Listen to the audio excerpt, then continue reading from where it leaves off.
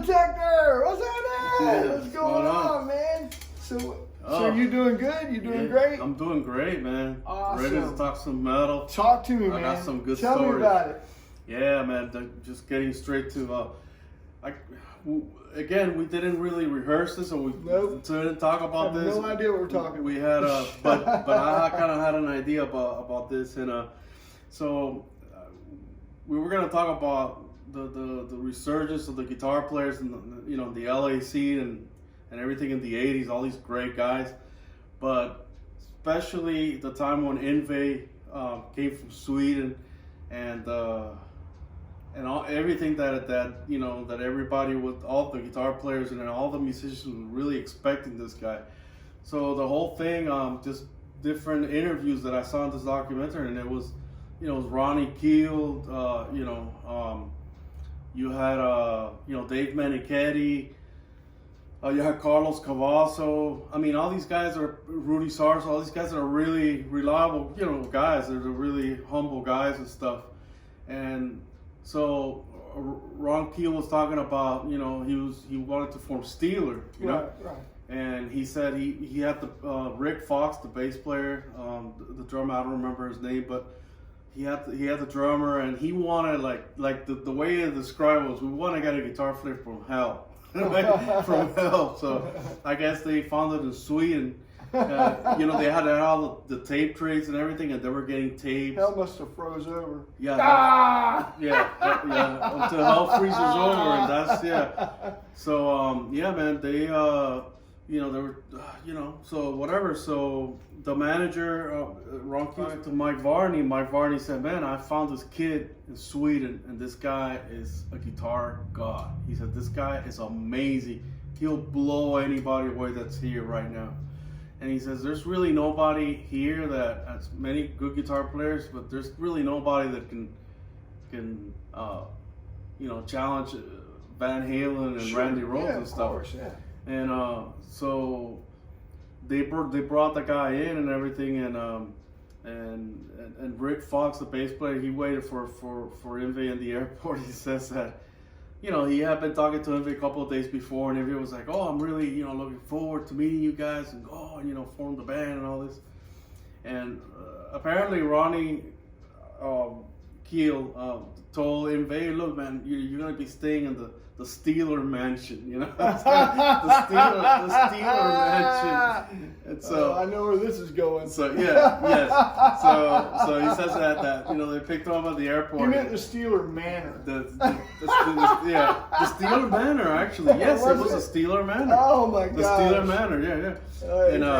And so he said that Yngwie was coming out or whatever, and he was just with his his gold watch, and he was from his like, Viking ship. He was like, doing all that. and Rick Fox. Yeah, exactly. So Rick Fox was like, "Man, this guy was." You could tell he was really arrogant, but he was nice. He was a nice kid. There you go. Yeah, so he just had this thing. So we took him to eat, and he started complaining about the food wasn't like he expected it. It wasn't like it was in Sweden and this and that. And so it was kind of funny, but anyways, so they finally got to the Steeler Manor, and is described by Mike Varney as a cockroach haven. So he said that Yngwie got there, he was so upset, and he couldn't live with the roaches, he couldn't live with all that, and he ended up living in Mike Varney's parents' house. Oh wow! Yeah. So anyways, oh man. Yeah. So Rick Fox, the bass player. He was really he was around the scene a lot. He played with London. He played with a lot of the bands that were going around. So he had a lot of he had a lot of connections and stuff, and a lot of stories. And one of the things that he talked about was he said that he. When Yngwie was coming, he said that there was already talk around town. Oh man, that Ron Keel's forming this band, and this guy is coming from. So he's supposed to be like smoking hot guitar player. He said that everybody was on their toes. Everybody was like, okay, we'll see. We'll see what this guy's about and this and that. Right. So Rick Fox said that the first Steelers show, Yngwie came on and says that he went with George Lynch. And he said that George Lynch said, "Oh, I want to see what this guy's about. What was all the hype about? Because it's kind of like somebody's coming over, on their turf and and stuff. Sure. So you had all these guys really like, we'll see what this guy's about."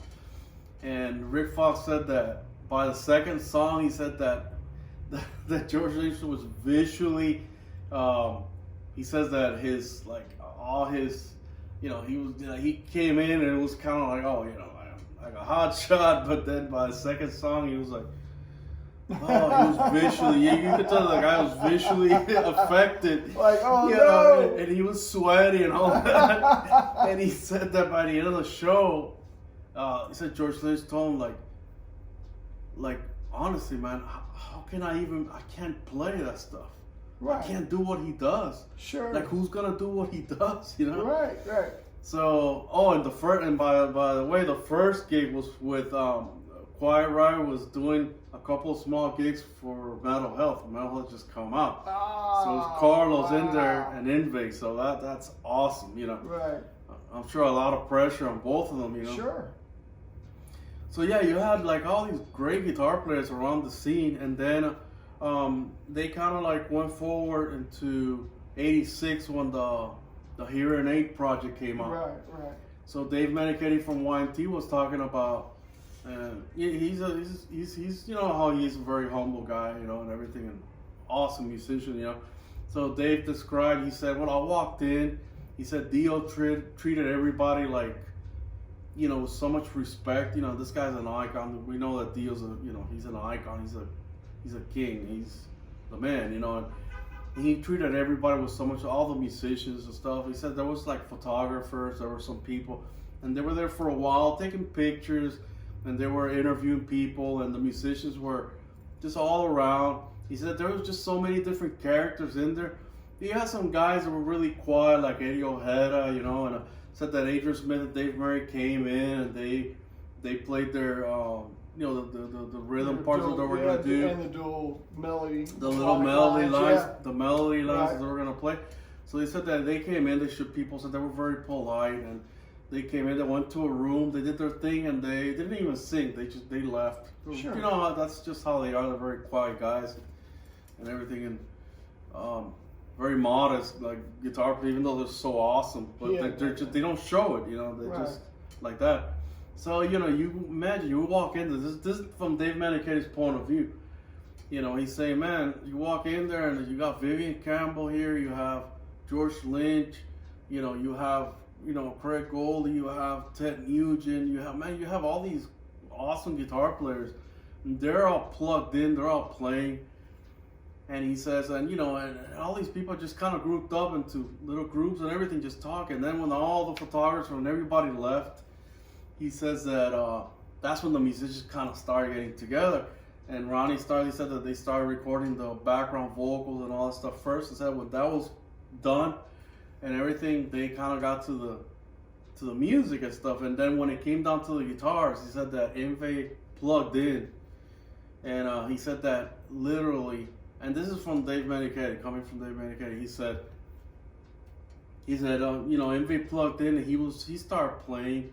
He said everybody, all the guitar players, and it was interesting. He mentioned there's only two guys that didn't seem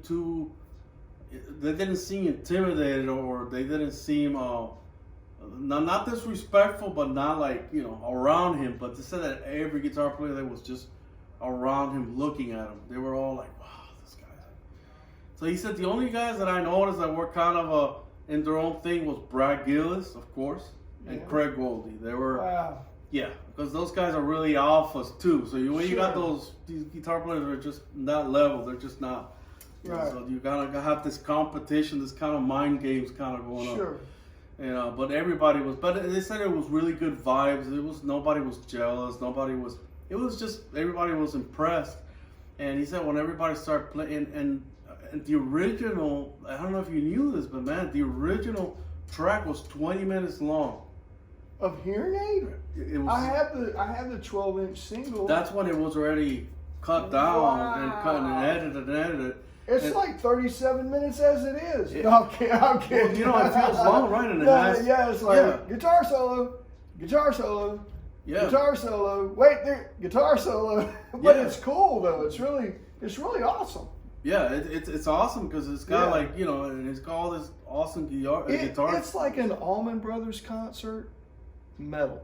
Guitar solo, guitar solo, guitar solo. Yeah, it's heaven for all of us that love, you know, metal Yeah, and love man. that awesome guitar playing. And you know, imagine, like, he says that there's just so much that was cut that, by the way, this is something that I read like about 2 years ago, that when the deal actually has, they haven't released that because she's gonna put out like a really killer package with all of the cool. all of the edited stuff is gonna be in there. So we're gonna be Wow. hearing stuff that we've never heard. That's awesome. Yeah, we're expecting That's to hear super stuff. cool. So, you know, so he said that you had all these great solos and stuff, and you know, he said the Dio asked Dave if he wanted to play. So he said that he did some takes, which, me being a YT Dave Meniketti, so I can't wait. Yeah. But he said at the end when they did all the stuff, you know, some of his solos were a lot of the other guitar players played. I'm just kind of wondering, you know, maybe Ted Nugent played, Maybe, yeah. Chris Holmes. I mean, who knows, you know? And then at the end, they had, you know, they cut it down to what it was and everything. But that project, man, when did you first hear that project? Well, you know, Do They Know It's Christmas, I think, was, you know, Feed the Children, right, for Africa. Yeah. Mm-hmm. With Geldof, right? What is his name? Geldof. And anyway, so that was really awesome. You know, you're going to go help feed Africa, and this was a wonderful thing. Well, that was just for the pop music. You know, that was, you know, Michael Jackson, Lionel Richie, and all these guys, which is great.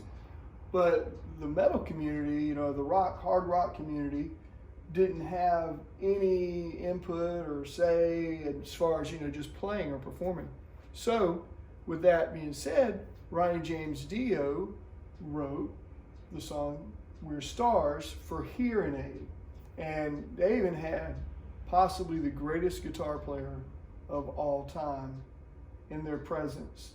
And I know they were scared to death to have him there because he's that good. Nigel Tufnell of Spinal Tap. Possibly the greatest of all time. I'm just saying, they had to get Yngwie to come out of the bathroom. Yeah. It's going to be okay. Actually, I heard that Nigel actually was the one that played Yngwie solo. You know what? And then they put Yngwie in there. You know, just edit the picture of him playing. You know. Yeah, but it was Nigel. Sorry, Yngwie. So, you know, Nigel Tufnell with the amazing band Spinal Tap. If you haven't seen Spinal Tap, we'll definitely do an episode on Spinal Tap because everybody should know about Spinal Tap. Anyway, yeah, Spinal Tap is awesome. It is the survival guide for musicians. It is when you become a musician, that should be issued in your travel kit. Your like survival kit. This is funny, but it's really cool because it's just like you watch it as a fan and everything, and just man, like they have a lot of great instruments there. Yeah, but you're talking about Spinal Tap? Yeah. But you live that for real. I mean, as a touring musician, as a professional musician, all of those things really happen. So we'll save that for another time. But for the course of the time that we have right now, Hearing Aid, We're Stars. It's awesome. Hector, another episode. All right. I'll talk to you soon. Like, share, and subscribe.